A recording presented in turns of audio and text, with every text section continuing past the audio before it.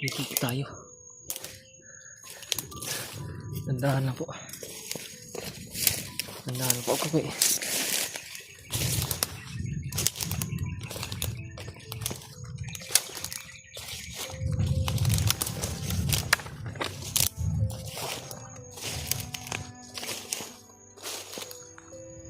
Masilip tayo palagi.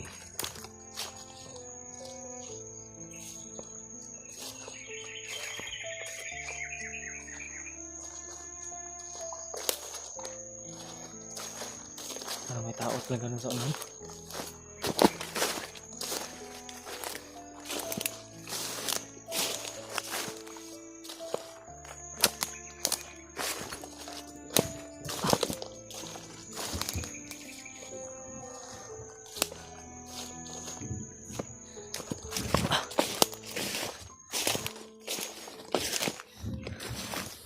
Dami. Kapal lang. Oh, dito damo.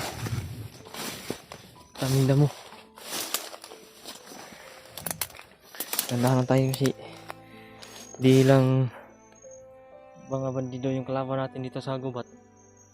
Ay may mga malala na mga hayop dito. Nakatira sa gubat, nandito lahat ng mga hayop. May mga ahas na may mga binom. Mga laba. Mga lana mananap mga hayop. Ya, dandahan lang tayo. Tinglakad.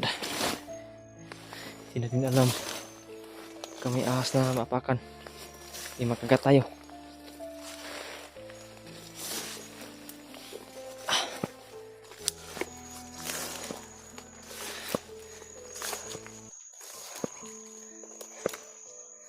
Dito na tayo.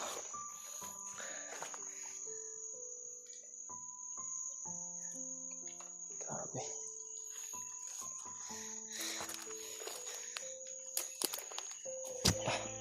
Standby lang muna tayo. Pahinga tayo.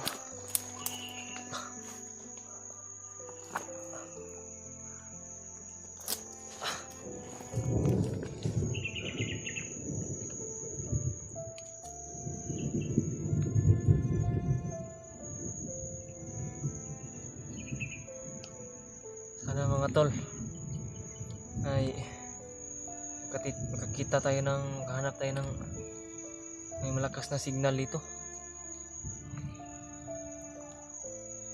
para makontak po natin sila, mga kasamahan namin.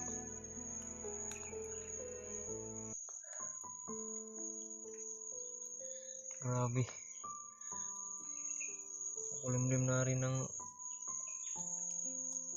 araw ngayon.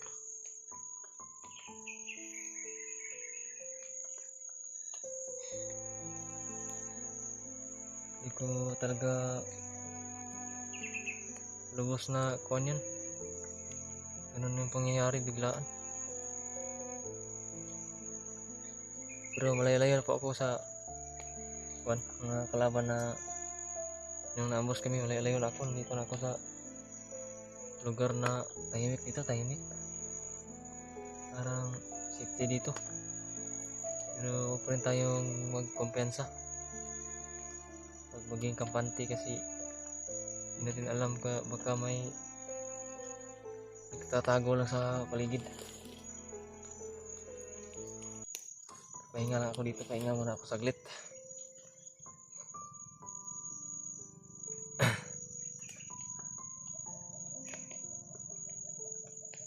Grabe yung kuan. Babasa na po ako, basa na po. Pero kaya pa to. Maamoy na po yung mga damit ko.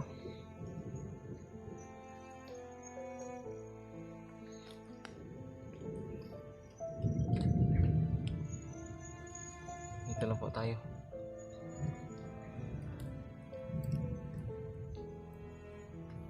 Alam kung ano na po nangyayari sa mga kasamahan ko.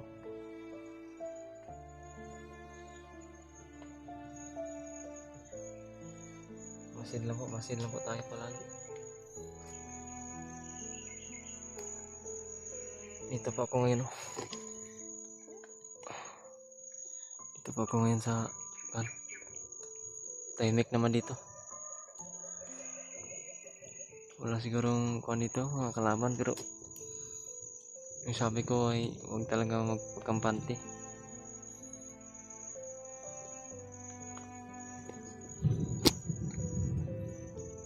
Sana sa matapos namin tong mission namin na to, maligtas ko yung pamilya, maligtas namin yung pamilya ko, mag-ina ko. Sana may mag-abot ng tulong para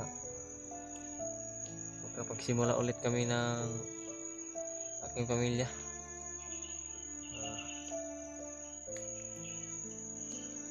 Simula kami ulit sa aming pamumuhay na mapayapa. Pero tuloy pa rin po ako na sasama kila Brad Buds, Remart, sa lahat ng mga kasamahan namin. Sasama pa rin po ako.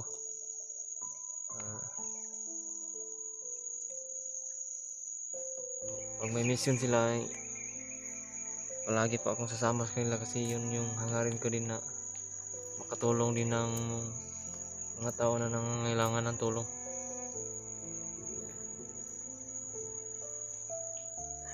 Yun na po yung hiling ko. Sana pag naligtas na po namin yung mag-ina ko, pamilya ko, na sana may mag-abot ng tulong kahit konti lang. Malaking tulong na po yun para sa amin, na kapag simula kami ulit sa aking mag-ina, na kapag simula kami mamuhay muli na mapayapa.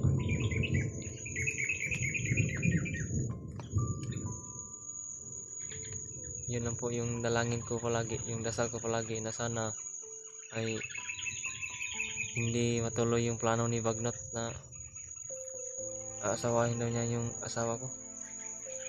Yung anak ko daw ay papakain niya daw sa ahas niya, papakain na naman daw niya sa ahas. Yun yung nasa isip ko ngayon na problema ko, kasi sabi ko kanina na may napanaginipan ako, at yun yung panaginip ko, na yung anak ko daw ipapakain na naman ni Bagnot sa kanyang ahas. Iaalay na naman. Yung asawa ko ay asawahin niya, pakakasalan niya daw. Grabe itong pangyayaring to. At ang dasal ko po ay sana si Bagnot ay mapuksa na. Talaga pong pupuksain po namin si Bagnot. Nakita namin, nabutan namin yung kuta nila, yung kampo nila ay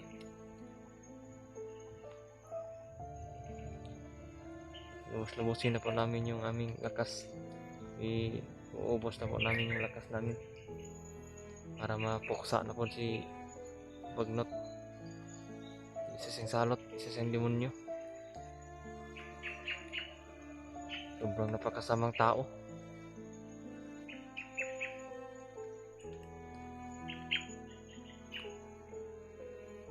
Kailangan talagang kikitilan na ng buhay yan si Bagnot. Hindi na dapat mabuhay yan sa mundo.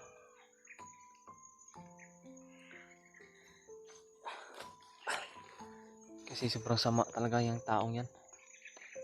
Walang puso yan. Inaalipin niya lahat. Yung iba ay napilitan lang kasi wala nang ibang hanap buhay. Ganon na lang. Aanib na lang sa kasamaan para kuan. Pero mali yun. Mali yun, na naisip-isip ko yun. Mali yun. Dandahan tayo. Tama na yung pahinga natin.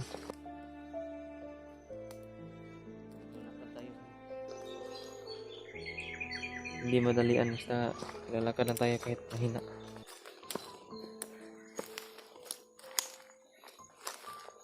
Para kung may kami makasalubong tayo na kasamahan, okay na yun.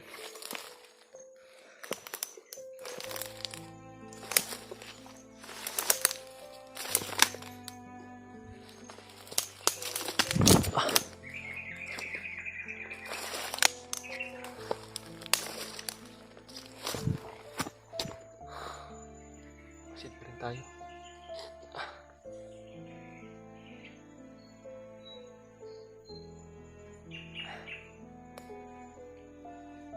Sana po talaga mga tol, yun lang po yung hiling ko talaga sa inyo, na suportahan niyo po kami palagi at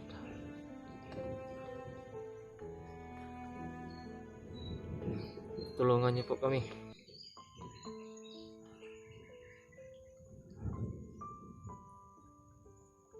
Yung gusto ko po ngayon na tulong po ay yung dasal niyo po, yung dasal at panalangin niyo po na sana ay magkikita-kita na kami ng mga kasamahan ko. At sana sa pagkikita-kita namin ay buo kami. At walang nangyari sa kanilang masama.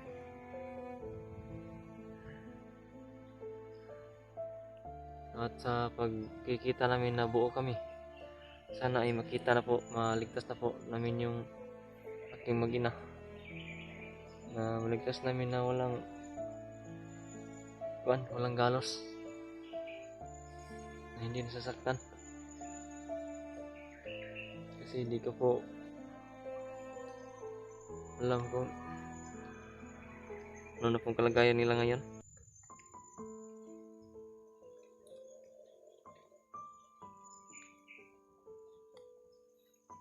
Maligtas na po namin yung pamilya ko. Ay, yun po yung ko, hiling ko na sana may mag-abot ng tulong na makapagsimula kami ulit na mamumuhay na walang gulo, at may safety ko po sila safety ko na po yung pamilya ko pag maligtas na po namin sila.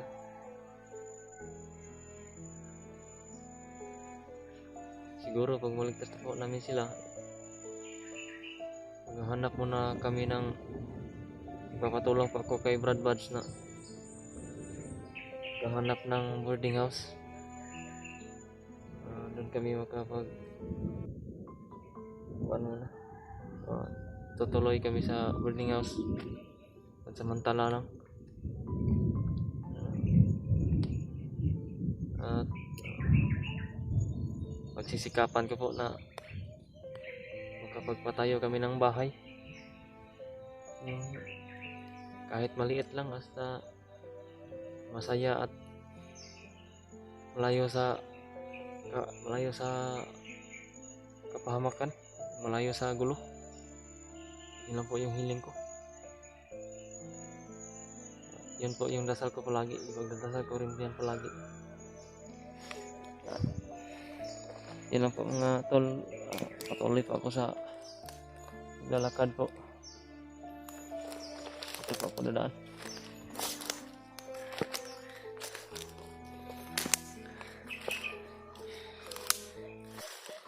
May mga ligaw na manok pala dito. Maraming mga wild chicken siguro yan. Dami ting marami pa dito. Mga kanal-kanal.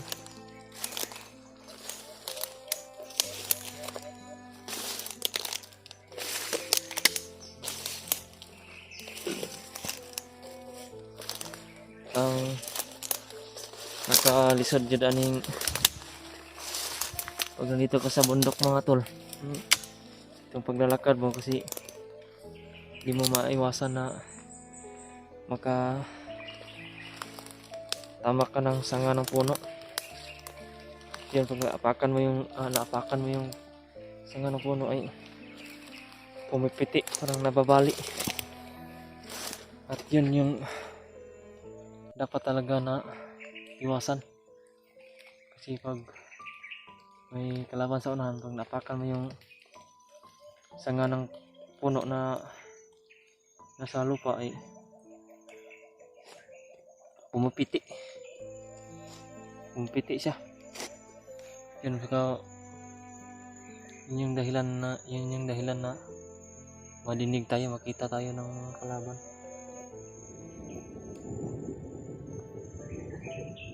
Hindi talaga ligtas tong dito ka sa bundok.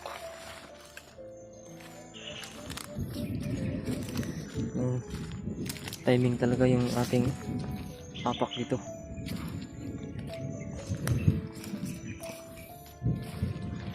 Ingat-ingat po talaga po palagi sa ngayong sitwasyon.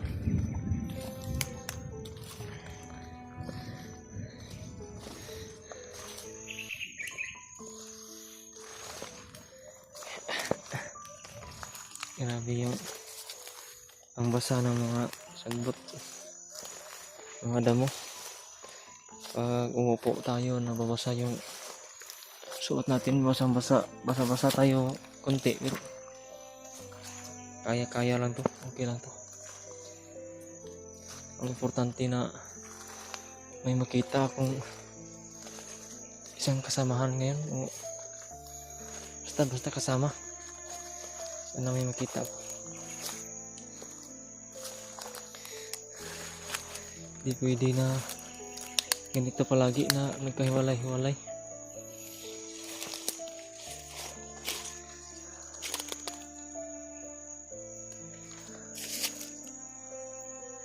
Masid lang tayo.